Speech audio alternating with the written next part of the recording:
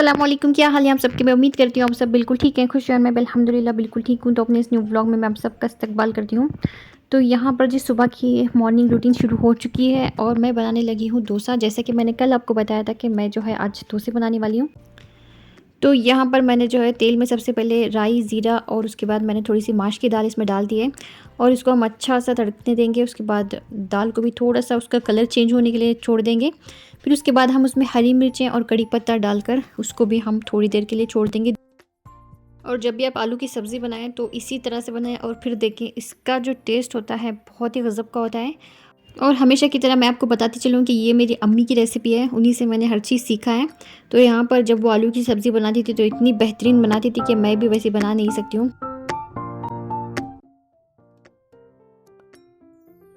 तो यहाँ पर मैंने जो है उसको छोड़ दिया था और उसके बाद मैंने इसमें जो है 3 मीडियम साइज़ के मैंने प्याज लिए थे और उसको मैं जो है इसमें डाल दूँगी। और उसके बाद इसका जो है हम थोड़ा सा कलर चेंज होने तक हम इसको पकाएंगे। प्याज को जो है हमें बहुत सॉफ्ट कर लेना है।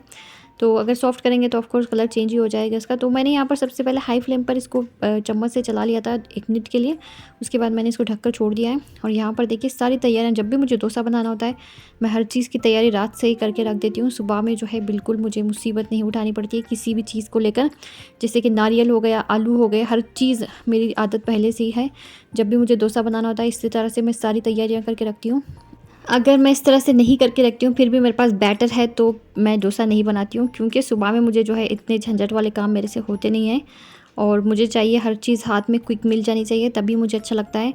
तो इसलिए मैं जो है रात में ही तैयारियाँ करके रखती हूँ। और रात में जब भी हम कुछ भी तैयारी करके रखते हैं तो सुबह में यकीन जानिए कि उसको जो है पकाने का मज़ा ही कुछ और होता है सुबह में उठकर। तो यहाँ पर मैंने चटनी बनाने की तैयारी कर ली है। उसमें मैंने समझ लें कि आप, मैंने हाफ़ कप नारियल लिया है।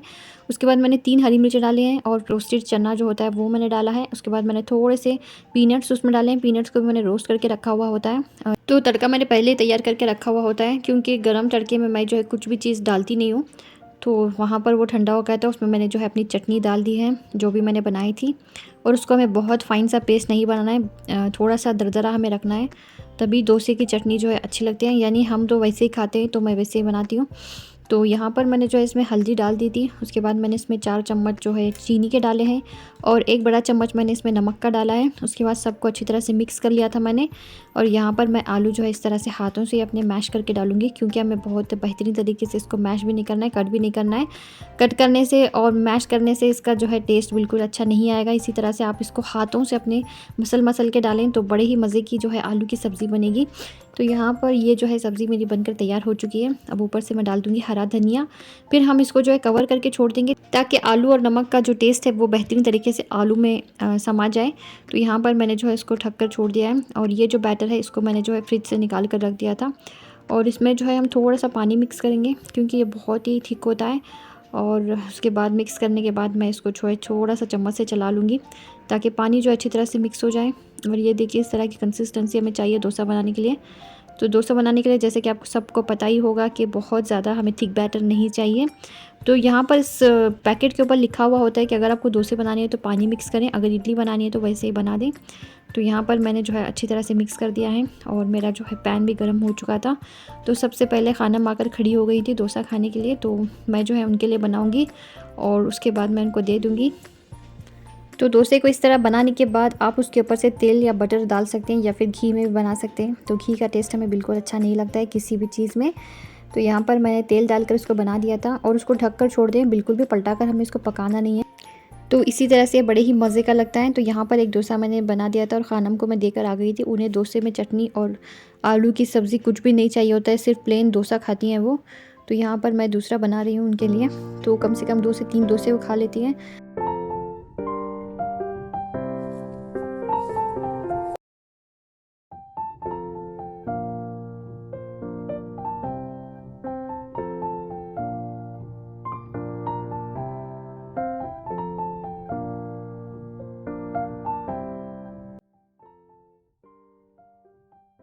तो बच्चों ने डोसे खा लिए थे। यहाँ पर मैं अब साहब के लिए बनाने लगी हूँ। और मौसम का हाल मैं आपको बता दूँ बिल्कुल भी जो है अच्छा नहीं है। बारिश एकदम मुसलसल आती जा रही है और ठंडी भी इतनी है कि क्या बताऊँ।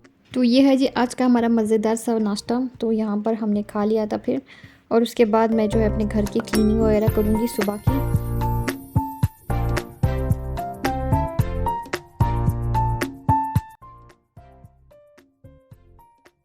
तो सुबह ब्रेकफास्ट करने के बाद बच्चों ने फिर नहा लिया था और उसके बाद यहाँ पर आ गई हैं खानम के फ्रेंड्स।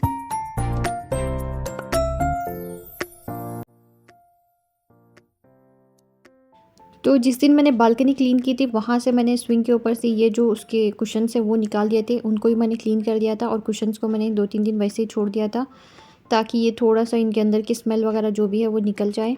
तो यहाँ पर मैं अब कवर चढ़ा दूँगी और वापस ले जाकर वहाँ पे रख दूँगी। और इन कुशन्स के साथ ही बैठने का मज़ा आता है उस स्विंग में, वरना तो बिल्कुल ही वो किसी काम का नहीं है। तो यहाँ पर मैं इसको इस पिल्लो को ऊपर की तरफ बांध दूँगी सबसे पहले और उसके बाद उन कुशन्स को मैं रख दूँगी। और यहाँ पर नीचे जो ग्रास थी आर्टिफिशियल वो मैंने अभी तक डाली नहीं है। और सारे जो है ये जो ग्रिल पे लगे हुए आप देख रहे हैं ये सारे बिल्लियों ने जो है इनके पत्ते पूरे निकाल दिए हैं, आधे से ज़्यादा। और यहाँ पर और भी 2-3 किस्म के हमने लगाए हुए थे वो तो मैंने निकाल कर रख ही दिए हैं।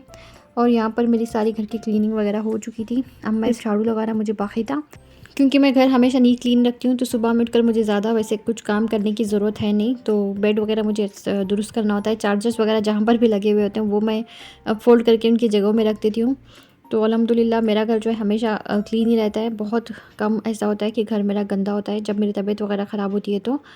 तो यहाँ पर मैंने इन बच्चियों को उठा दिया था, फिर उनको जो है मैंने अंदर की तरफ बिठा दिया क्योंकि मैं वहाँ की क्लीनिंग करके आ गई हूँ कमरे की। और झाड़ू वगैरह भी मैंने सब कुछ लगा दिया था वहाँ पर। तो ये जो कुशन्स हैं इनको थोड़ा-सा मैं दुरुस्त रखूँगी क्योंकि बिल्लियों के राज में ये कुशन्स जो है आपको कभी भी सही से रखे हुए नहीं मिलेंगे और हमेशा यहाँ वहाँ बिखरे हुए ही मिलेंगे आपको, क्योंकि ये जो किटन्स हैं वो सही से कुछ भी जगह पर रखने नहीं देती हैं। और टेबल क्लॉथ जो है डाइनिंग टेबल के ऊपर जो होते हैं वो भी वो निकाल के नीचे फेंक देती हैं कितनी मरतबा। तो दिन में 10 मरतबा मुझे उनको सबको सही करना पड़ता है। तो हर चीज़ हर जगह से मैंने जो अच्छी तरह से झाड़ू लगा लिया था फिर। और डाइनिंग टेबल को मैं इसी तरह से रोज़ाना उसको हटा कर ही क्लीन करती हूँ, तभी मुझे तसल्ली होती है, वरना मुझे बिल्कुल भी जो है साफ़ नहीं लगती है वो जगह। जब मैं इस तरह से क्लीन करती हूँ तभी मुझे अच्छा लगता है।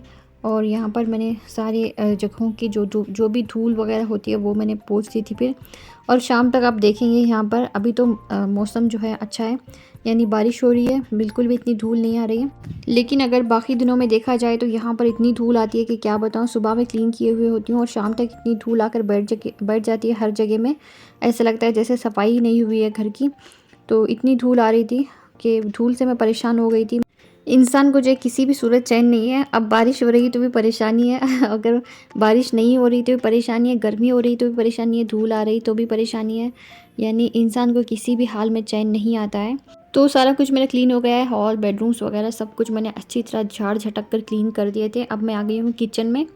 और किचन की जो है सफाई बहुत देर लगती है, इसलिए मैं क्या करती हूँ कभी कभार तो मैं बाहर की सफाई कर लेती हूँ और कभी कभार मैं ये सोचती हूँ कि पहले मैं किचन का कर लेती हूँ फिर मैं बाहर जाती हूँ। और होता ये है बाद में कि मुझे किचन का काम करके मैं इतनी थक जाती हूँ और मैं बाहर का काम फिर मेरे से होता नहीं है।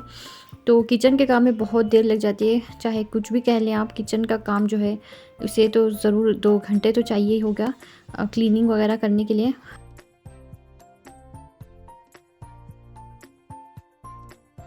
तो नाश्ता वगैरह करने के बाद जो भी बर्तन थे वो मैं क्लीन करूँगी और उसके बाद यहाँ की क्लीनिंग करूँगी। और मैंने सोचा है कि दोपहर में मैं कुछ भी नहीं बनाऊँगी और शाम में जो है मैं कुछ अच्छा सा बना लूँगी, क्योंकि मैंने जो है कल एग ग्रेवी जो बनाई थी वो बची हुई है। मैं सोच रही हूँ कि वो हम डोसे वगैरह के साथ खा लेंगे और डोसा ही हम दोपहर में खाएंगे आज इंशाल्लाह।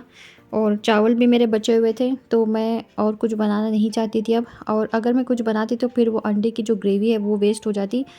तो यहाँ मैंने इस तरह से सोचकर आज का मैंने लंच मेन्यू डिसाइड किया था। और वैसे भी मैंने आपको बताया था कि खानम को जो है दिन में 2-3 मरतबा अगर मैं डोसा बनाकर दे दूँगी तो खुशी खुशी खा लेंगी। तो उन्होंने भी कह दिया था कि दोपहर में वो डोसा ही खाएंगी जब वो ब्रेकफास्ट कर रही थी। तो यहाँ पर मैंने सारी किचन क्लीन कर दी है, सारे बर्तन मैं जगह पर रख दूँगी। और जब भी मैं बर्तन धोती हूँ, जैसे ही मैं धोने का मेरा ख़त्म हो जाता है वैसे ही मैं उसको जो है अंदर लगा देती हूँ, क्योंकि पानी वगैरह तो उसका वैसे भी थोड़ा बहुत तो निकल गया होता है। बाद में मैं क्या करती हूँ, अगर ड्रॉर्स के नीचे जो पानी गिरा हुआ होता है उसको मैं एक मरतबा कपड़े से ज़रूर पोंछती हूँ, वरना वहाँ पर जो है फंगस हो जाएगी। तो इस बात का मैं ज़रूर ख्याल रखती हूँ। और अपने नीचे के ड्रॉर्स में बेहतरीन तरीके से क्लीन भी करती हूँ ताकि वहाँ पर जो है कॉकरोचेस वगैरह जमा ना हो जाएँ। और मेरे घर में आप यकीन नहीं करेंगे, एक भी कॉकरोच आपको देखने को नहीं मिलेगा। यानी बार बार मैं सामान निकालती हूँ रखती हूँ, तो इसलिए कॉकरोचेस यहाँ पर जमा नहीं होते हैं।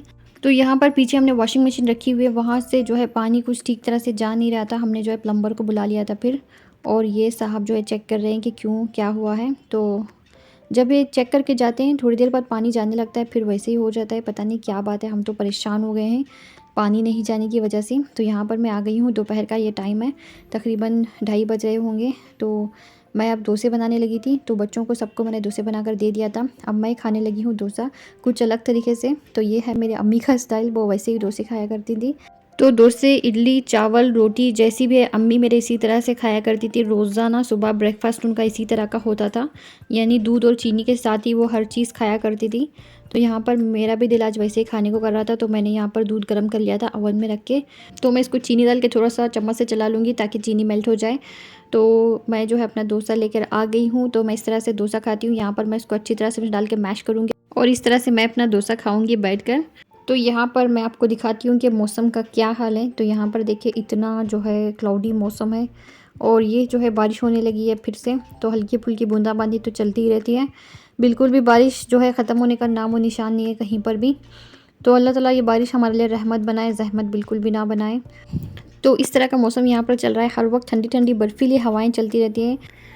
तो आज का आपको मेरा ये वीडियो कैसा लगा ज़रूर बताइएगा। अपनी दुआओं में याद रखिए, लाइक शेयर और सब्सक्राइब भी ज़रूर कीजिए। अल्लाह आप सबको सेहत व तंदुरुस्ती दे, हर बलाएं आफत और मुसीबतों से बचाए। आमीन सुम्मा आमीन। अस्सलामु अलैकुम।